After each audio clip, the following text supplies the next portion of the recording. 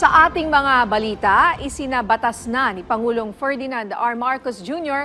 ang hakbang na magpapataw ng Value-Added Tax o VAT sa non-resident digital goods at services. Ang detalye sa report ni Kenneth Pasyente. Kenneth? Ninya, pinirmahan na ni Pangulong Ferdinand R. Marcos Jr. ang panukalang batas na naglalayong magpataw ng karagdagang buwis sa foreign digital services. Sa isang seremonya kanina, nilagdaan ng Pangulo ang Republic Act No. 12023 o ang Value-Added Tax on Digital Services Law. Sa bisa ng batas, magkakaroon ng dagdag na 12% tax ang mga non-resident digital service providers. Kabilang na riyan ang online search engines, online marketplaces, cloud services at iba pa.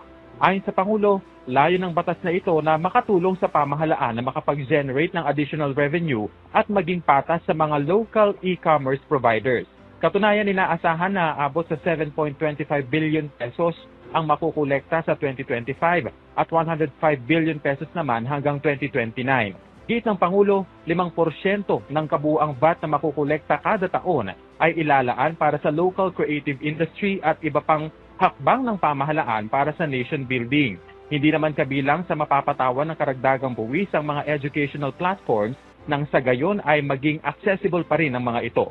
Hinimok din ng Pangulo niya ang mga digital service providers na sumunod sa batas at inatasan ang mga kinaukulang ahensya ng pamahalaan para matiyak ang maayos na pagpapatupad nito. At yan na muna ang latest, balik sa iyo, Ninya. Maraming salamat, Kenneth Pasyente.